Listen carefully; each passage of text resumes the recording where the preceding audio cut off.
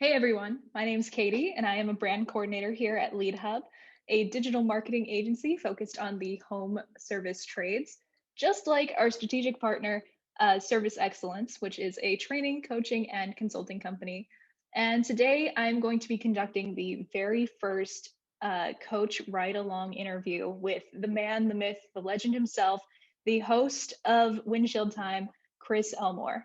Stay tuned.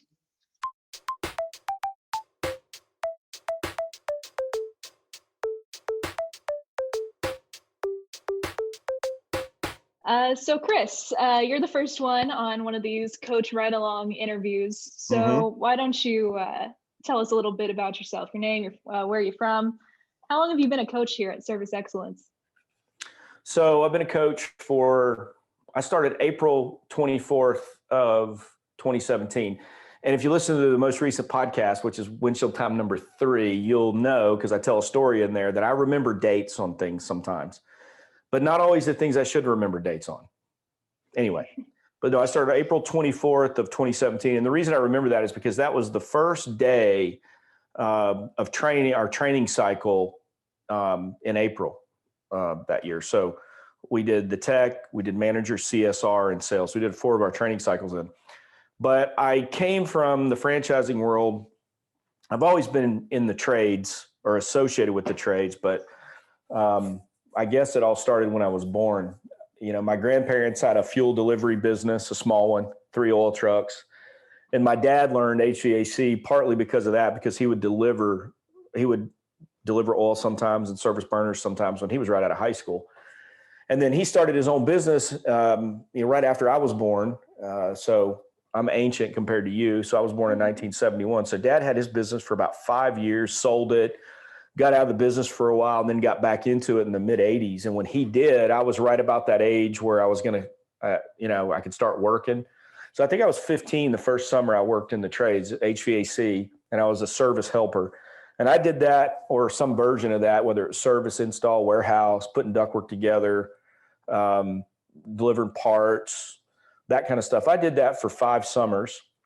And at some point I decided I was going to go to college and be an engineer. I did that while I was still working in the summers. And then I met my wife and decided to quit college, and because I wanted to get married. And thankfully she did too. So that worked out. And just decided I'm going to go into HVAC full time. And so here's another one of these dates that I said on the podcast. May 5th of 1992, I started full time as an HVAC installer. And I did that for about a year. And then I did a few months of as a maintenance tech, and then I became a service tech. And I did that for several years after that. And then I got into service management, operations management, and then I went to work for a franchising company called AirServe as a business coach. And that was 21 years ago that I did that. And I did that for a few years. Took a couple years out of or about a year and a half out of the trades. Worked in my family's business. They had a motor coach tour and travel business. Then I got back into it as the vice president of operations for AirServe, and I did that for 8 years. And then I became the VP of Op for a landscape franchise, and then the president of a landscape franchising company. And then I came to work here at SET in April of 2017. So I've tried to count it up before, and I bet you I've worked with 1,000 different businesses in North America and England. Wow. So been around a long time. I guess that's a long time. 21 years I've been coaching businesses, and prior to that, I was in the field for about 10 years. So Yeah. there you go. That's Awesome. me. Awesome. Awesome. So part of the point of these interviews is just to kind of get to know the coaches. I know we have a few clients in common actually, but not everyone has you as a coach. Mm-hmm. Maybe people who are interested in coaching, who are interested in what you do. Mm-hmm. Uh, do you want to talk a little bit about your specific, unique approach to coaching? How that might be different from other coaches, either in the field or even coaches within Service Excellence? Yeah, I think the one thing you'll find about most coaches, consultants, is they're bringing something unique to the table. And I think when people think of coaches and consultants, they want someone that's been in their shoes before in some way. Now, I think it's it's misplaced to think you can only learn from someone who's done exactly what you've done. And so I think you'll find most consultants haven't done exactly what other people have done. I'm a little different in that too, is that I've worked in the field, but I never owned an HVAC company or a plumbing company, electrical company, a trades business directly. Like I said, my grandparents, my parents, and then they owned another family business. So I've had the family business experience where I was the kid in the family business who, I was working in the family business when I was washing buses when I was 12, and our family vacations were always to check out places that we were going to sell trips to and that kind of thing. Yeah. So I bring that with me, but also because I've been a tech, I've been a manager, I've done in-home sales and service. I've worked on some pretty old things. I've been in some pretty nasty places doing that kind of work. And I've got a wide range of experience because of where I did where I worked in the field. There was just a wide range of stuff we worked on, from hydronics to gas and AC and all that kind of stuff. And I've fixed pretty much every piece of equipment in like a Chick-fil-A restaurant or a Ruby Tuesday restaurant. I even worked on a dog biscuit oven one time. So as it goes from a coach, the techs I think relate to me from my technical background because I can talk that language. That doesn't make me better. That's not where I'm coming from with this. I think that it's easier for me to get some credibility, I think, sometimes because of that, even though all of our coaches at SET have some great credibility aspect behind them. I think, though, if you had to go with what makes me unique, that's probably it. Yeah. Well, that gave credibility to me. I have to have my Chick-fil-A fix all the time. So glad to hear. All I can tell you is that working on the ice stream machine, hey, you got to test it, So no, I'm not eating ice cream for free. I'm testing your ice stream machine. So just remember that. Yeah. It's a technical process. I got to make sure that the right the ice crystals are forming at the right size. It's at the right temperature. The texture's right. So it is a highly technical process. Absolutely. It also probably helped me gain 20 pounds. Well, that's, neither here nor there. It's ice dream. It's not ice cream. So it's fat free. I get it. Exactly. No worries there.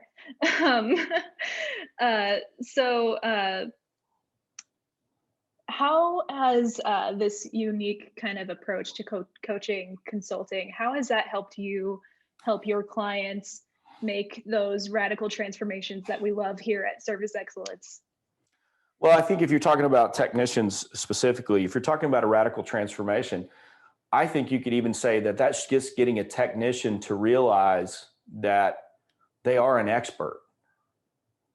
And that's how I always lead with new clients is I want to make sure the technician's head's in the right place, which is you're valuable, you've got valuable knowledge, you need to get paid for that valuable knowledge properly. And, all our clients are great with their pay programs, stuff like that. So that's not a problem. It's more of the technician needs to understand their value so they're not afraid to charge the customer and defend their recommendations and prices. And I think that what I'm able to do is because I can talk that language, I think I can maybe get that through a little faster sometimes.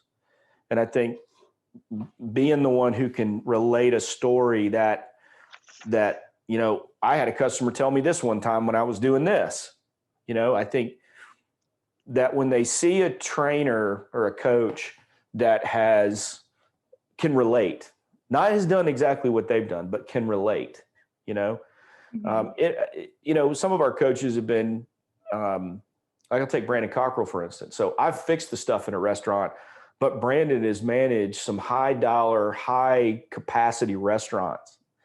And that's a uniqueness that he can bring that he can use to relate to technicians in the field and his clients. And I think for me, where I see the radical transformation in technicians, and sometimes it just happens in the way they look, the way they carry themselves. because I've been there and I know what it's like for people to think you're just a technician. But then you hold their comfort in your hands, or their plumbing, their ability to flush a toilet and have hot, clean water in their hands, or their ability to charge their electronic devices and see while they're indoors, that those are the things you hold in your hand. And I make it a point to make sure technicians understand their importance and their value. And I think that's probably what I would say my approach. That's a unique approach, I think, that I have, because I understand what's behind that feeling of just a blue collar worker, Yeah. And I don't want them to feel that way, because they're just as important as doctors in the scheme of things, life and death. I mean, plumbers, one of the things we say is plumbers protect the health of the nation. You take any plague, before plumbing, it's because they didn't have plumbing. And now we have plumbers that make sure things are sanitary and that kind of thing. You look at our electricians, geez, I mean, how many iPhones would Apple sell if people couldn't recharge them? Yeah. I mean, it's just crazy, and of course, HVAC with people being able to live comfortably indoors. And so there's just a value. And, I compare them to doctors all the time. And some people think that's radical because, doctors deal with life and death, but most doctors don't deal with life and death all the time. It's comfort, lifestyle stuff they're dealing with, right?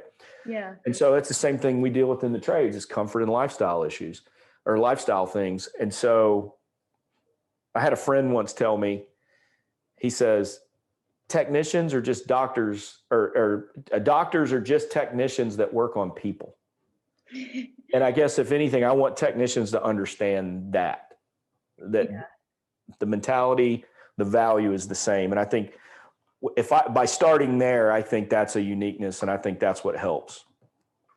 Yeah. And I totally agree with everything you're saying, because I mean, our shared clients, all of our clients, they're essential workers for a reason. They didn't see those same layoffs and revenue drops that a lot of other industries did when the economy crashed, when coronavirus hit, because they are so essential. And I think that is super, super important to remember.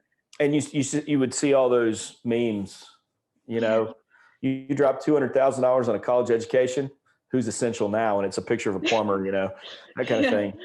Yeah. So I think that starting with that mindset change is where you start getting the radical transformation with technicians, is that until you handle their mindset, it's hard to get them to do other things. And so I think when you look across the clients we share, and I can name them because we can do that. So you got Toby at Big Mountain Air, you got the gang at Gotelli, you got Jack's gang at Arnold Electric. Who else? There's more. Those are the ones I work with. I don't work with Jack, but I work with Gotelli and Big Mountain, and they're just the best people. I love work. Yeah, and all those guys, all those technicians, and I don't think we have any female technicians in that group of people. So all those guys, they understand their value and their worth, and it shows in their performance, and that's what we want.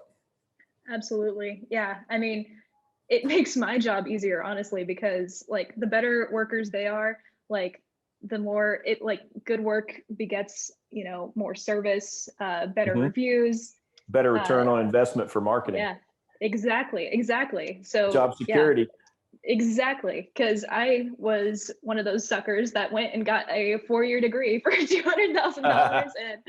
And I mean, I'm helping my clients try and recruit more plumbers, more technicians, and I'm seeing how much these jobs pay, and I'm like, oh my gosh, I was hounded in high school, go to college, get a degree, don't look at the trades, don't look at that, you want to get your degree. Yep.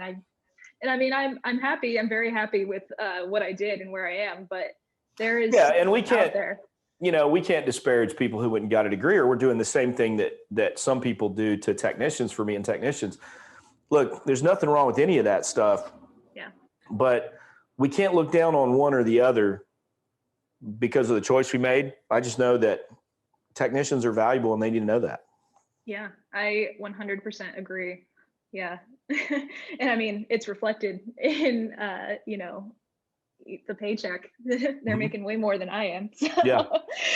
so definitely, Hey, you can go to trade definitely school. It's important. not too late. I guess Strap on a not. tool belt. Man, yeah, my dad's super, super handy. He's always trying to teach me how to do things. And I'm just like, I would so much rather call a plumber. Good. I'm glad to hear it. Yeah. Okay, cool. So you spend a lot of time helping others and teaching everyone else. What is the one thing you've learned from your experience in coaching and consulting?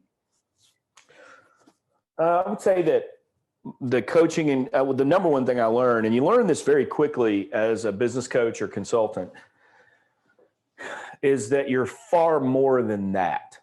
You have to be far more than that. Okay. So I spent time 17 years in the franchising world where I was coaching businesses, and I coached businesses that were, I hesitate to use the word captive, but they were in a long-term agreement, right? And these days with our clients, we don't do the same kind of legal stuff that they do in a franchise, because obviously the franchise is trying to ensure a revenue stream for years and years and years. Now we want that too, but we just don't go about it the same way. We prefer to say, okay, if you want to stay with us 10 years, you stay with us 10 years because you love us, right? Not because you have to. So what I found is that in coaching businesses, that you have to be far more than just a coach. I've sat and put my arm around people crying because they think they're going to lose their business, or I've had late night conversations with people who just lost a family member. I've had the political conversations, the religious conversations. I have current clients and former clients who are some of my best friends because I had to be more than just a business coach. And, sometimes there's negatives that go with it. Sometimes you're the punching bag, that's just what happens. Yeah. Sometimes you're the marriage counselor. I sat at a booth at a buffet restaurant one time with a couple who got in a food fight because of something with the business, and you end up doing things like that. And so that's the main thing you learn really quick. The other thing I learned, and this was surprising to me because I'd never traveled out of the U.S. much before I got into coaching. I think I've been to the Bahamas or someplace. And, one of the things you hear a lot when you deal with companies all over the country, and I'm sure you hear it too there at Lead Hub, it's, well, my area is different.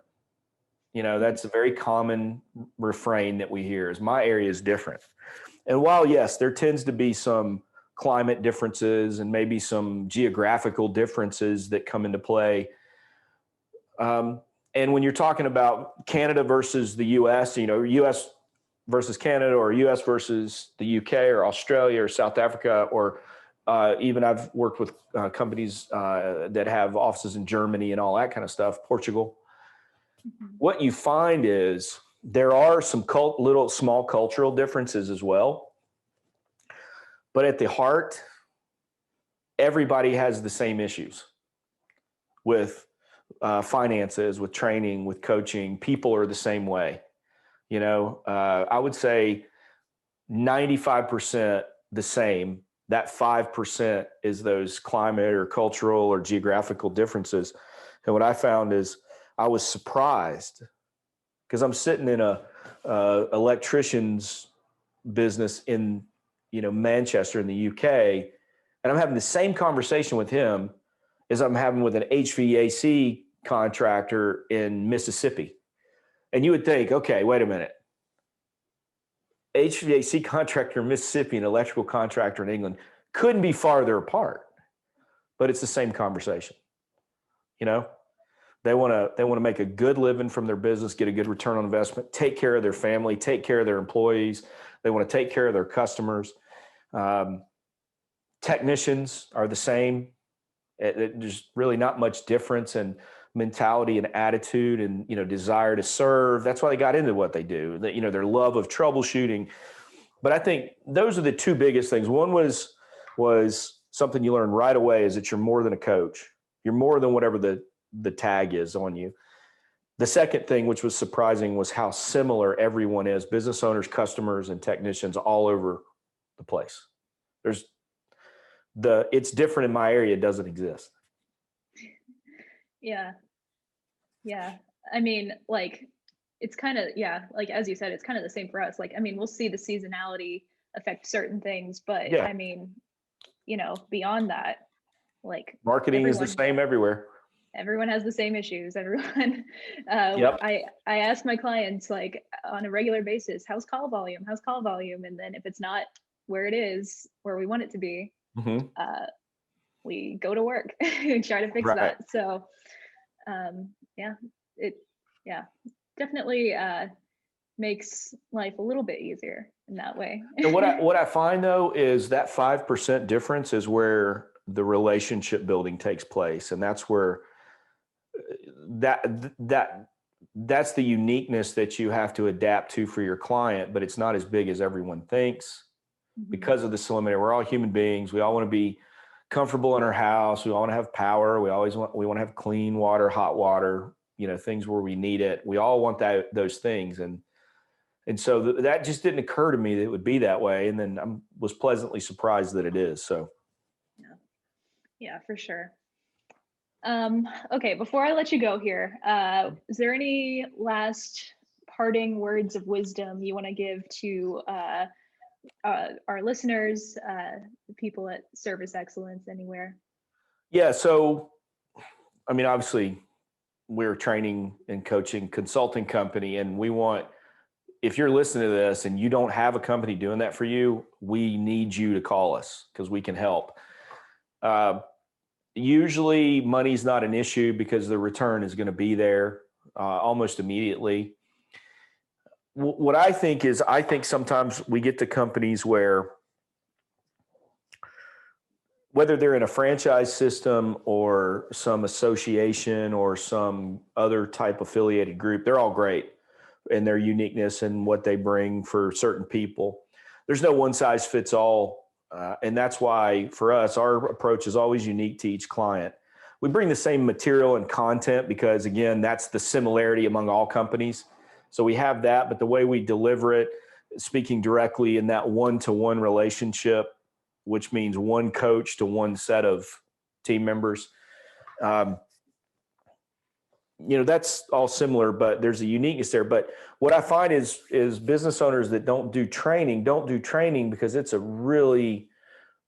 drain on their time, right?